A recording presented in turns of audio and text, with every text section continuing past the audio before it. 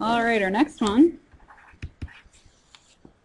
is x minus y to the power of 2 equals x plus y minus 6.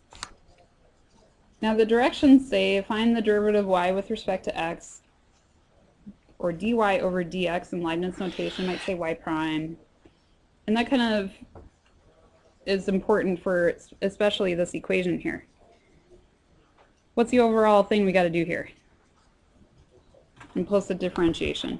And that sticks out like a sore thumb because it's an equation that's not solved for y in terms of x. Okay? Now on the test, I am not going to give you one that can be solved, y can explicitly be solved for x when it's given in this form. So don't try it, okay? You're just going to have to use implicit differentiation, all right? So that's a common thing people try to do on the test. You just got to do this implicit differentiation. So anyway, you don't have to show this stuff if you don't want to, but I'm going to show it just so it's really obvious that I'm taking the derivative of both sides. If you know what implicit differentiation is, then it's kind of obvious, but now let's start tackling this. So when I do this, we've since have done 3.9, so make sure when you go back to this section you kind of like get back on the, remember how it's kind of a transition to go to 3.9 and take the derivatives with respect to t, and you had an x in it, and you're probably like, what do I do, because we were taking the derivative with respect to x before. So you kind of have to do that again, where you go back to this section and say like, oh, okay, now I'm not taking the derivative with respect to t like 3.9, I'm doing it with respect to x. I got some x's in here. That's a regular old derivative, but y implicitly depends on x, or they're related, so I got to treat that like a function of x. That's how I can kind of think of that. So anyway, let's get in that mode. What do we do overall on the left-hand side here? Chain, good. So I'm going to drop down the 2, original inside stuff. U power is 1, which I don't need to put there. And then now I need to take the derivative of x minus y, which I'm just going to go ahead and do. So this is going to be times overall. What's the derivative of x with respect to x? 1.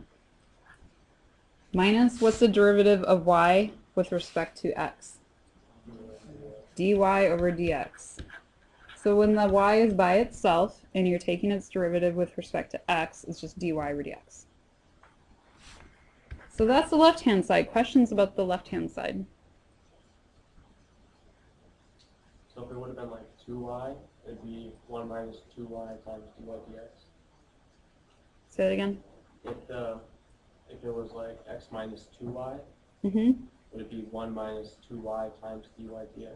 Nope. Or still times dy dx? So I think I have an example, we'll do this later, but let's say it was like, let me just write something out here on the side to answer your question. Like, let's say it was x minus y squared, that quantity squared. Then if you take the derivative of that, we'll just do that quick, it would be 1 minus, and then you'd have to use the chain rule again. So 2y, so take the derivative with respect to y is kind of how that's working out, times dy over dx. So then it kind of does what you were trying to do. Oh, and I forgot my chain thing. Sorry. What's going on here? Sorry. I just skipped right to that step and I didn't do the overall thing. So 2, drop it down, x minus y squared. Now, times the inside.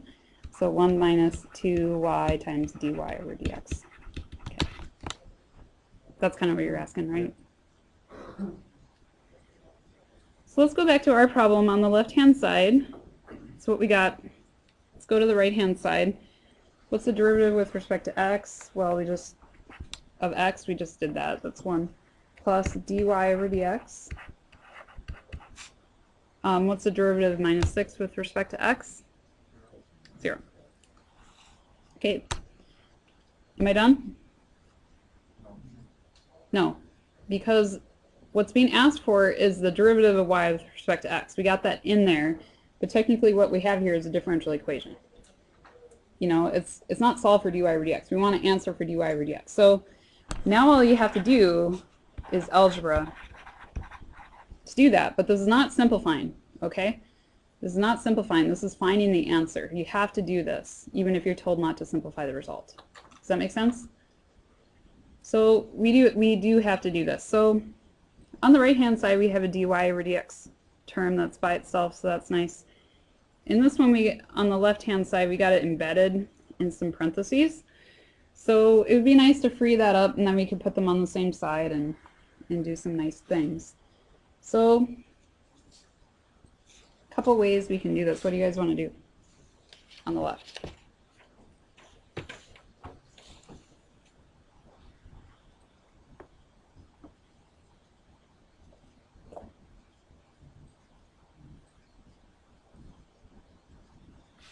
Okay, I'll offer a suggestion. We could do a lot of different things with this one, but I'm just going to go ahead and distribute this whole entire 2 times the quantity x minus y. So I do that, I got 2 times x minus y times 1 minus, and then we're going to have 2 times x minus y times dy over dx.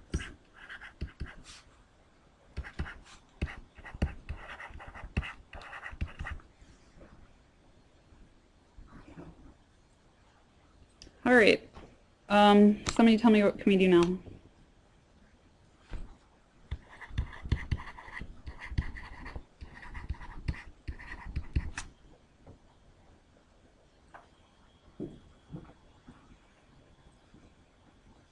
Maybe get the dy over dx terms on the same side.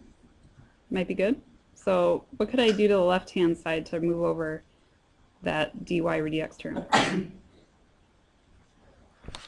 I could add the whole thing, right?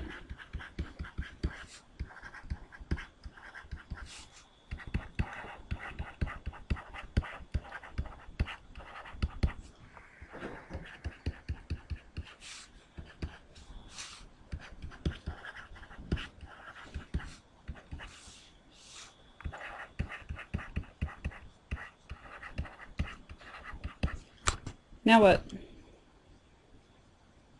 Subtract 1.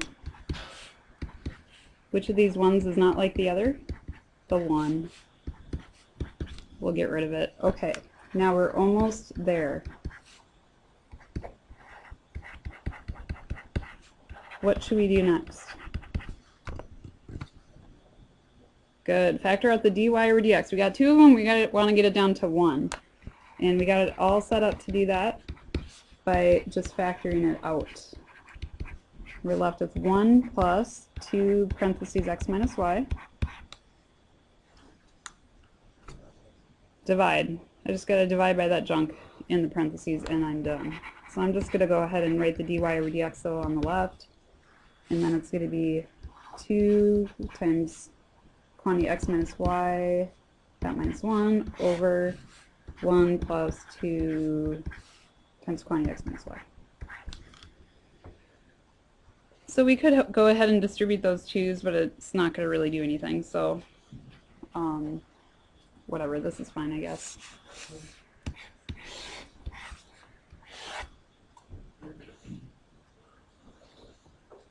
I'm just going to simplify it so I can check with my key just to make sure. 2x minus 2y minus 1. Oops.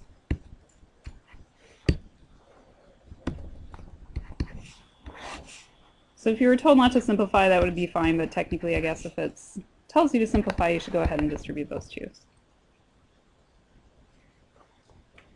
And it looks good.